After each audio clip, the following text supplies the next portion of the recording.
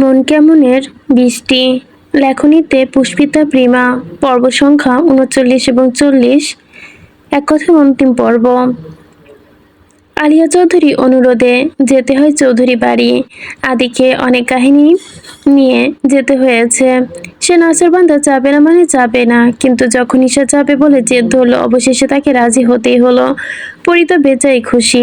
আদি তার কণ্ঠস্বর শুনে হেঁটে গেল বারান্দায়। পরি বিজ্ঞের মতো হেঁটে ফোনে কথা বলছে। ফোনে ঠোঁটের কিছুটা আগে বলার সময় ফোনটা মুখের ওপর লাগে। অনেকবার শোনার সময় কানের পাশে ফোনটা ধরে দু হাতে লাউডস্পিকার হওয়ার কারণে আদি শুনতে পাচ্ছে। কাদের সাথে সাথে কথা বলছে পরি। পরি এক নাগারে প্রশ্ন করছে রিককে, পাপা রি কোথায়, আম্মা কোথায়, বউ কোথায়, দাদা কোথায়, রি কোথায়, মাম্মা কোথায়, বউ কোথায়, দাদা দাদা নাই, বউ নাই, রি নাই। খানবাড়ির সবাই খাবার টেবিলে বসা। তারা হেসে লুটোপুটি খাচ্ছে একের পর এক পরীর অনবরত প্রশ্ন শুনে। যখন তাদের হাসির শব্দ কানে এলো পরীর, তার ঠোঁট বাঁকা হলো, নাক কেঁপে উঠলো। দুঃখী দুঃখী ভাব নিয়ে ওপরে তুলে বলল, পাপা মাপবো দুঃখু। রিক আরেক দফায় হাসলো। পরীর পেছনে দাঁড়ালো আদি, হাসলো। রিক বলল, সবাই আছে, মা সবাইকে কেন খুঁজছে? পরি কিছু একটা ভাবলো, তারপর ঘাড় ঘুরিয়ে তাকালো আদির দিকে। আদিকে দেখিয়ে দিল বিয়ে। পরি আদির মুখে মুখে বলল, বিয়ে? রিক প্রশ্ন করলো, কার বিয়ে মা? আদি শিখিয়ে দিল, আমার। পরি আদির মুখে মুখে বলল, আমাল। আমাল বিয়ে?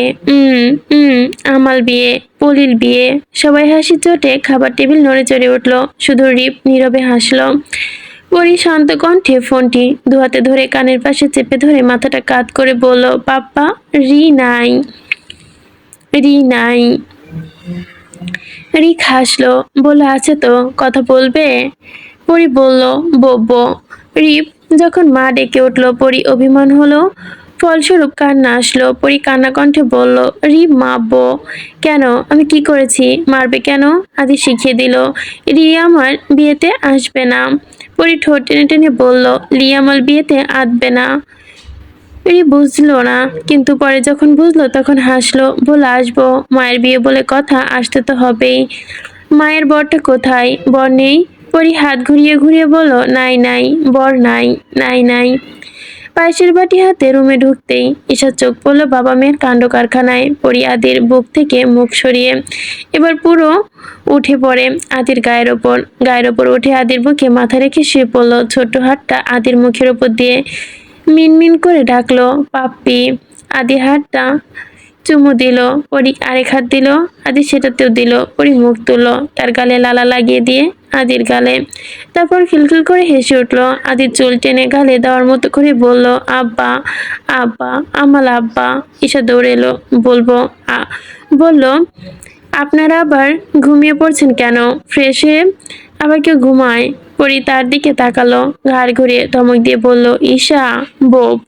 ঈশা ভরকে গেল, পরির পিঠে একটা আলতো করে চাপড় দিল, বলল, চুপ। পরি উঠে গেল হুড়মুড় করে। ঈশা আলতো হলো কাতে, বাহুতে চাপড় মেরে বলল, ঈশা মাপবো। ঈশা হেসে দিল। পরি গলাটা টেনে টেনে বলল, মেরে দিতে তোমাকে। পরি দাঁড়ালো, ঈশার গাল টেনে দিয়ে বলল, মেলেছি। ঈশা পায়েসের বাটি হাতে নিয়ে বলল, দেবো না তোমাকে, আমি একাই খাবো। পরি ঠোঁট টেনে তাকালো আদির দিকে। ঈশা বলল, আমি কাউকে ভয় পাই না, এগুলো আমার জন্য রেঁধেছি আমি। আমাকে মেরেছ, কেন দিব আমি তোমাকে? পরি বিছানার উপর ধপ করে বসলো, আদিকে বিচার দিল, আব্বা, ঈশা মাপবে। মাপবে না? আদি উঠে এলো, বলল, অবশ্যই মারবো। আমার মেয়েকে যে মেরেছে তাকে আমি মারবো না আবার? ঈশা চোখ ছোট ছোট করে তাকালো, বলল, আপনি মারবেন আমাকে? শখ কত। পরি হাত তালি দিল, আদি শার্টের হাতা গোটালো, বলল, আমার মেয়েকে মেরেছ কেন? তোমাকে খুব মারবো। পরি খিলখিল করে হেসে উঠলো। আদি ঈশার হাত থেকে পায়েসের বাটি কেড়ে নিল, সেন্টার টেবিলে রেখে দিল। ঈশার কোলের কাছে শুয়ে বলল, মাথা টিপে দাও দেখি, স্বামী সেবা করো, না হলে মাপবো। পরীর গালে হাত এক আঙ্গুল দিয়ে উঁচিয়ে রইল আব্বার দিকে, বলে ঈশা মাপবে না? আদি হাসলো, উঠে বসলো, পরি চোখের ওপর হাত রেখে ঈশাকে টেনে জোরে চুমু দিল ঠোঁটের ওপর। বেশ সময় নিয়ে ছাড়লো ঈশা ওঠার জন্য, তারা লাগিয়ে বলল, বেয়াদব লোক একটা, পরি আছে দেখছেন না? আদি হো হো করে হাসলো, বলল, কি মেয়েকে ভিলেন ভাবছো কেন? শুভাকাঙ্ক্ষী ভাবো। ঈশা শায়ের আঁচল টেনে দিয়ে ধরালো পরি। ঈশাকে টেনে বসিয়ে বলল, আমি মাপবো। আদি চোখ ছোট ছোট করে হাতটা দিল, তারপর ঈশার গালে টুপ টুপ করে চুমু খেয়ে নিজে খিলখিল করে হাসলো, হাতে তালি দিল। ঈশা দুক্কুনি দুক্কুনি উমু উমু দুক্কুনি। আদি আওয়াজ করে হেসে উঠল, সেই আওয়াজে পুরো ঘর যেন কাঁপলো। বলে, দেখেছো মিষ্টি, এবার বলো লাভ হলো নাকি ক্ষতি হলো? শুধু শুধু বেয়াদব লোক উপাধি দিয়েছ, জামাইকে কেউ এভাবে বলে? ঈশার রাগ লাগলো, সে বালিশ ছুঁড়ে মারলো আদির দিকে, বলল, মারাত্মক বেয়াদব আপনি। আদি পরি দুহাতে হাসতে হাসতে একে অপরের ওপর ঢলে পড়লো। রায়না কোনো কথা বলল না ঈশার সাথে, কেমন যেন গোমরা মুখ হয়ে আছে। ঈশার কষ্ট লাগলো, মিনুমা তাকে বুঝতে পারলো। রায়নাকে গিয়ে বলল, আবার তুই এমন করছিস কেন? মেয়েটার সামনে এমন চেহারা খারাপ করে থাকিস না। রায়না বলল, যা চেহারা খারাপ করেছি না, এমনি এমনি ভালো লাগছে না। ঈশার কোনো দোষ নেই। মিনুমা বলল, তোর এমন চেহারা দেখিস আর মন খারাপ করে চলে গেল, নিজেকে দোষী মনে হচ্ছে তার। রায়না বলল, এখানে আমার কি করার আছে? কথা বলতে ইচ্ছে না হলে কি জোর করে বলবো? আর ও তো ছোট, কো আগে কথা বলবে, আমি তো নয়। মিনুমা কোনো কথা বাড়ালো না, চলে গেল। ঈশা মন খারাপ করে বসে রইল। আলিয়া এলো, হাতে একটা গহনার একটা লাল শাড়ি ঈশার হাতে দিয়ে বলল, আদির বইয়ের জন্য রেখেছিলাম এই দুটো, নাও আজকের ফাংশনে পরো। ঈশা নিতে চাইলো না, আমার এসব গহনা পরার অভ্যাস নেই, তাছাড়া সেদিন মন থেকেই ছেলের বউ মানতে পারবেন সেদিন দিবেন ম্যাডাম, তাই আগে থেকে আপনার হাত থেকে এসব কিছু নিতে পারছি না, দুঃখিত আমি। আলিয়া অবাক হলো ঈশার আচরণে, তার চাইতে বেশি অবাক হলো ম্যাডাম ডাক শুনে। আমি তোমার শাশুড়ি না, পরি দাদু না, আদির মা না? ঈশা হাসলো, বলে, জানি। আলিয়া অন্যদিকে অন্য কিছু বলার মতো খুঁজে পেল না, যার আগে শুধু বলল, রায়না আমাকে মা ডাকে, তোমাকে ডাকতে বলছি না, যেদিন মনে হবে সেদিনই ডেকো, যেদিন মন থেকে ডাকতে পারবে। ঈশা চুপ রইল। আলিয়া চলে গেল। ঈশার চোখে জল এলো টলমল করে, পিছু ফিরে আদির মুখোমুখি। টলমলে জল মোছার সময় হয়ে উঠল না। ঈশা পাশ টেনে চলে যেতে চাইলো, আদি হাত টেনে ধরলো, দু হাতের বন্ধনে আবদ্ধ করলো, বলল, সব ভুলে যাও মিষ্টি, সবকিছু নতুন করে শুরু হতে দাও, সবাই ভালো থাকবে, আমরাও ভালো থাকবো। ঈশা কোনো কথা বলল না, নীরব কান্নায় ভাসিয়ে দেয় আজ কান্নাটাও খুশির, সব সুখের।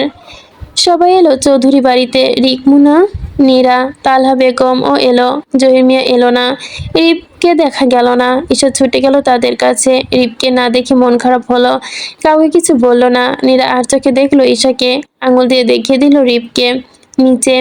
ঈশার সাথে সাথে তাকালো, আদির সাথে কথা বলছে রিপ। ঈশা কেঁদে উঠলো খুশিতে, পা কেঁপে উঠলো তার, কাপা কাপা পায়ে সে ছুটে গেল নিচে, রিপদা বলে ডেকে উঠলো। রিপ ফেরার সাথে সাথে ঈশা চাপটে জড়িয়ে ধরলো রিপকে, কেঁদে দিল পুরো বাচ্চার মতো। রিপের চোখের কোণায় জল চিকচিক করলো। আদি হাসলো ঈশার কাণ্ড দেখে, এই মেয়েটা তার রিপদাকে এতটা ভালোবাসে। রিপ তার মাথায় হাত বুলিয়ে দিয়ে বলল, কেমন আছিস ইসু? ঈশা কাঁদলো, আরো জোরে কাঁদলো, কান্নার জন্য কিছু বলতে পারলো না। সবাই তাকিয়ে আছে ঈশার কান্নার দিকে, যেন নতুন বউ বিয়ের পর এই প্রথম ভাইকে দেখলো, তার ভাইকে জড়িয়ে ধরে কাঁদছে। রিপ খানিকটা হেসেই বলল, কি করছিস এভাবে কাঁদতে গিয়েও? তুই কি এখনো ছোট বাচ্চা ইসু? তুই কি পড়ি? তুই তো পরির মা। ঈশা ছাড়লো না তাকে, শুধু কাঁদলো, কোনো কথা বেরোলো না তার মুখ দিয়ে। রিপকে আঁকড়ে ধরে রাখলো, তা দেখে দু চোখ টলমল করছে নীরার। সে চোখ ফিরিয়ে নিল, ছি, এসব ভাবা অন্যায়। যেখানে রিপ ওকে পরিষ্কার জানিয়ে দিয়েছে তার একপাক্ষিক ভালোবাসার কথা, সেখানে ঈশার কোনো দোষ নেই। রিপ তুলল ঈশাকে, চোখের জল মুছে দিয়ে বলল, একই হাল করেছিস চেহারার, তুই কি পাগল? ঈশা কেঁদে কেঁদে বলল, তুমি আমায় ক্ষমা করেছো তো রিপদা? রিপ হাসলো, বলল, কিসের ক্ষমা? তোর ওপর তো আমার রাগ হয়েছিল সেই দিন, আমাকে ছেড়ে যাওয়ার কথা বলেছিলি, ভাবতে পারিস তুই ছাড়া তোর ওপর কতগুলো মানুষের ভালো থাকা জড়িয়েছিল। ইশারা জোরে কেঁদে উঠল রিপের বুকে, আবারও ঢলে পড়ল। রিপ তার মাথায় হাত রাখলো, বলল, তোর ওপর কোনো কালে আমার কোনো রাগ ছিল না রে ইসু, আমি তোকে সারাটা জীবন ভালো থাকতে দেখতে চেয়েছিলাম, তুই ভালো আছিস তো ইসু? ঈশা উত্তর দিতে পারল না সেই প্রশ্নের। আজ সে বৃষ্টি নামে নেই, বৃষ্টি নামার কোনো অবকাশ তো নেই। আকাশের বুক ছিঁড়ে বৃষ্টি নামুক না, তখন না হয় বলবে আজ আমি খুব খুশি রিপ্তা, খুব ভালো আছি আমি। তুমিও ভালো থেকো, খুব ভালো থেকো। 6 মাস কেটে যাওয়ার পর আজিজ চৌধুরী আর আফি ছাড়া পেল। তার কয়েকদিন আগে অন্য কোথাও একটা যেতে দেখা যায় ঈশাকে। আদি তার পথ আটকে দেয়, জানতে চেয়েছিল কোথায় যাচ্ছ মিষ্টি। ঈশা তার কথা সঠিক জবাব না দিয়ে ছুটে গিয়েছিল শুধু সেই দিন। পথ আটকাবেন না ডক্টর, আমি আপনাকে সব বলবো। আদির রাগ লেগেছিল সেই দিন। ঈশার সাথে সে যেতে চাইলো, কিন্তু ঈশা তাকে যেতে দিল না। আদির কষ্ট লাগলো, অভিমানে বুক ভার হলো, তবে সেও তার প্রকাশ করলো না তার মিষ্টির সামনে।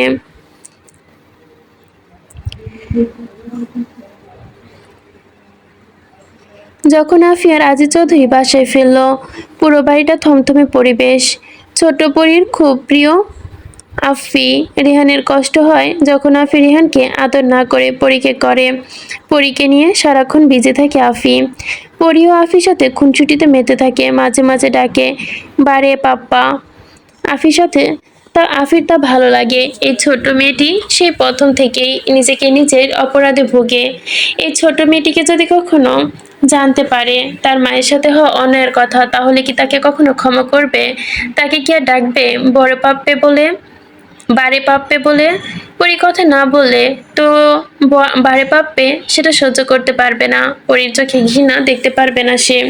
তাই সিদ্ধান্ত নিল সে থাকবে না এখানে, চলে যাবে রায়না আর রেহানকে নিয়ে। আজিজ চৌধুরীর সামনে চায় না ঈশার, যেন লুকিয়ে লুকিয়ে থাকে। পরী ডাকে বুলো বুলো, নাল চুলো নাল দালি, বুলো বুলো। আজিজ চৌধুরী রাগ লাগে, হাসিও পায়। ঈশা স্বাভাবিক হওয়ার চেষ্টা করে। আজিজ চৌধুরীর সামনাসামনি দেখা হলে যাওয়ার পর বলে, আমি বলার অনেক চেষ্টা করেছি, কিন্তু কথা বলার কোনো সুযোগ হয়নি। ঈশা হাসলো, বলে আমি সব জেনে গেছি মিস্টার চৌধুরী। সেদিন আমার চেক আপ করার রিপোর্ট আমার হাত থেকে কেড়ে নিয়েছিলেন যে ছেলেটি, সে আপনার ওই লোক। তারপর আবার যে রিপোর্টটি দিয়ে গিয়েছিল সেটি নকল রিপোর্ট। ডক্টর মেহতাব সেই রিপোর্ট দেখে বলেছিল আর ফুসফুসে ক্যান্সার হয়েছে।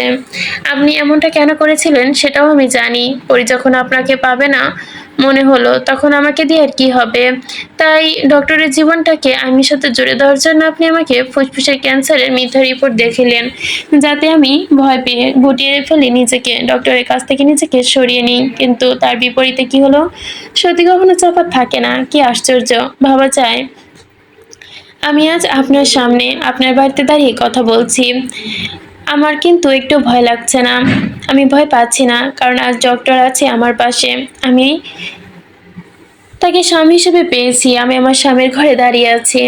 আজিজ চৌধুরী হাসলেন, বলেন, দূরে পাঠাতে গিয়ে যে আরো কাছে আনলাম, এটার জন্য আমাকে থ্যাঙ্কস দেওয়ার কথা। আর তুমি কথা শোনাচ্ছ আমায়, ভুলে যেও না তুমি তোমার শ্বশুরের সাথে কথা বলছো। আজিজ চৌধুরীর কথাই সে হেসে ফেললো। আজিজ চৌধুরীও হাসলো। ঈশা চলে গেল ব্যঙ্গ হাসি দিয়ে। আজিজ চৌধুরী তারপরও ঘিরে রইল একরাশ অনুতাপ নিয়ে। আদি ব্যবহার দেখে মনে হলো সে স্বাভাবিক আচরণ করছে না ঈশার সাথে। ঈশা বারবার জানতে চেয়েও কোনো লাভ হলো না। ঈশা তার গাল জড়িয়ে ধরে নাকের ডগায় ঘা ঘষিয়ে জানতে চাইলো, আমি কোথায় ডক্টর? মনে পড়ে না তাকে? আদি অভিমানী চোখে তাকায় ঈশার দিকে। এমন কথা কেন? আর কোনো কথা পেল না মিষ্টি? ঈশা বলল, আমি সেদিন আইমির কাছে গিয়েছিলাম, আইমি অ্যাব্রোর ডক্টর। আদি অন্যদিকে মুখ ফিরিয়ে বলল, জানি। ঈশা হাসলো, বলল, আপনারা সত্যি সত্যি ভালোবাসতেন ডক্টর? হয়তো ওর ভালোবাসার ধরনটা অন্যরকম ছিল। আদি চুপ রইল। ঈশা বলল, ফোন দিয়ে তার সরিটা অ্যাকসেপ্ট করে নিবেন, আমি অনুরোধ করছি প্লিজ ডক্টর। আদি দুহাতে মাথা নাড়ল, বলল ঠিক আছে। ঈশা হাসলো, আদির বুকে আলতো করে মাথা রেখে বলল, ডক্টর খুব খুব ভালো। আকাশে মেঘের ঘন ঘটা, চারদিকে ধীরে ধীরে অন্ধকার হয়ে আসছে। ঘন বর্ষা নামবে। রুক্ষ প্রকৃতি, আজ বহুদিন পর বৃষ্টি নামবে। প্রকৃতি স্নিগ্ধ রূপ ধারণ করবে আবার। সত্যি সত্যি ঝপঝপ করে বৃষ্টি নামলো চারপাশে, তুমুল বর্ষা। আদি ছাতা হাতে দৌড়ে আসে ঈশার কাছে, বলল, মিষ্টি তুমি বেড়াতে আসার নাম করে বৃষ্টিতে ভিজছ? খানবাড়ির গেট পেরিয়ে বের হয়ে এলো একটি ছেলে। পরনে সাদা পাঞ্জাবি। সে ডাকলো, ইস্যু, এভাবে ভিজছিস কেন? গাড়িতে উঠে বস। ঈশা কারো কথা শুনলো না। আদিকে বলল, ডক্টর আছে, ভিজে ভিজে বাড়ি ফিরবো। আদির সাথে সাথে কথা শেষ করে ঈশা দৌড়ে গেল রিপের দিকে। হাঁপাতে হাঁপাতে বলল, রিপ তো দেখো, আজ বৃষ্টি নেমেছে। মন কেমন করা বৃষ্টি। তোমাকে বলেছিলাম না, কোনোদিন যদি শতবাধা পেরিয়ে সেই কাঙ্ক্ষিত দিনটি আসে, আকাশের বুক চিরে ঝপঝপ করে বৃষ্টি নামে, সেদিন তোমাকে বলতে আসবো, রিপদা দেখো আমি খুব সুখী। আজ আমি ডক্টরকে শুনতে পারি আজ সে আমার পাশে। আমি ভালো আছি রিপদা, তুমি ভালো থেকো। তুমি ভালো আছো তো রিপদা? আজ সেই দিন এসেছে। তুমি সত্যি ভালো আছো তো রিপদা? রিপ পিছু পিছু ছুটে এলো নীরা ছাতা হাতে। ঈশা পিছু আতিয়ে এসে দাঁড়ালো ছাতা হাতে। রিপ তাকায় ঈশার উজ্জ্বল মুখের দিকে। কাঁপা কাঁপা হাতটা ঈশার মাথায় রাখিয়ে কাঁপা কাঁপা কণ্ঠে উত্তর দেয়, আছি, ভালো আছি। তুই ভালো থাক, আমাদের আমাদের ভালো রাখ, আদিকে ভালো রাখ। ঈশা হাসি কান্নায় একাকার হয়ে জড়িয়ে ধরে রিপদাকে। তারপর মাথা তুলে বলে, আমি ভালো থাকবো, তাকে ভালো রাখবো, তুমিও ভালো থেকো, ইরাকেও ভালো রেখো। আদি হাত থেকে ছাতা কেড়ে নেয় ঈশা। কিছু দূর যেতে যেতে হাত মেলে দেয়, বৃষ্টি জল ভেসে যায়। আদি আষ্টে পিষ্টে জড়িয়ে ধরে, তার গলায় মুখ রেখে বলে, ডক্টর, আজ মন কেমনের বৃষ্টি এসেছে, তাই মন কেমনের কথাটা বলার সময়। আদি বুঝতে পেরে হাসে। ভেজা কপালে ঠোঁটের ভালোবাসার স্পর্শ দিয়ে বলে, ভালোবাসি। ঈশা তার বুকে মুখ লিখিয়ে মিনমিন করে বলে, আমিও ভালোবাসি, খুব খুব ভালোবাসি। নীরার হাত থেকে ছাতা পড়ে যায়। সে বলে, আপনার জন্যই এনেছিলাম ছাতা, আপনি তো ভিজে গেছেন, আর লাগবে না। রিপ নীরার দিকে তাকায়, বলল, আমি সরি নীরা। নীরা অবাক হয়ে তাকালো, কিছুক্ষণ চুপ থেকে বলল, আমি কথা দিয়েছিলাম আপনাকে, আপনি না বাসলেও আমি বেসে যাব। আপনি ভালোবাসুন আর না বাসুন, আমি আর জোর করব না। যেদিন আপনি মনে করবেন আমাকে আপনার প্রয়োজন, সেদিন আমি আসব আপনার কাছে, তার আগে না। আমি সরি, আপনাকে ভুল বুঝেছিলাম বলে। নীরার নিরাশ কণ্ঠে একরাশ কান্না, অভিমান। রিপ তার যাওয়া আটকালো, এক হাত দিয়ে টেনে ধুলো তাকে, শক্ত করে জড়িয়ে নিল, তার ঘাড়ে মুখ রেখে তাকালো ওই চলে যাওয়া স্বামী স্ত্রীর দিকে, ধোঁয়াশে হয়ে যাওয়া ওই মেয়েটির দিকে। সে সিদ্ধান্ত নিল, আজ থেকে সেও ভালো থাকবে, আজ থেকে সে নীরাকে ভালো রাখবে। নীরার উজ্জ্বল কুঁকড়ে গেল ওই লোকটির হঠাৎ কি হলো। রিপারও শক্ত করে নীরাকে ধরলো, নীরার ঘাড়ে চোখ চেপে। সে আবারও তাকালো ওই দুজনের দিকে। আজ ম্লান হলো ইস্যু নীরাতে। রিপের চোখ থেকে দুফোঁটা জল গড়িয়ে পড়ল। আজ ইস্যু ভালো আছে। রিপের কাছে এর চাইতে সুখবর আর কি হতে পারে। এবার থেকে নিজেকে ভালো রাখার পালা। ঈশা যেতে যেতে পিছু ফিরে বারংবার তাকালো, আচ্ছা সবাই কি ভালো আছে? কারোর সাথে অন্যায় হয়ে গেল না তো? কেউ তাকে ডাকছে না তো? নীরবে নিঃশব্দে আলিয়ার কোল থেকে নিচে নেমে গেল পরি। বাইরে বৃষ্টিতে ভিজে বেরিয়ে পড়লো। রেহান দাঁড়ালো বাইরে, তার হাতে ছোটখাটো একটা গিটার, বৃষ্টিতে টুংটাং শব্দ তুলছে। ছোট্ট পরি বেই বেই বলে রেহানের সামনে সামনে গেলো, তার পিছু পিছু মিনিও এলো, ডাকলো, প্রিন্সেস প্রিন্সেস।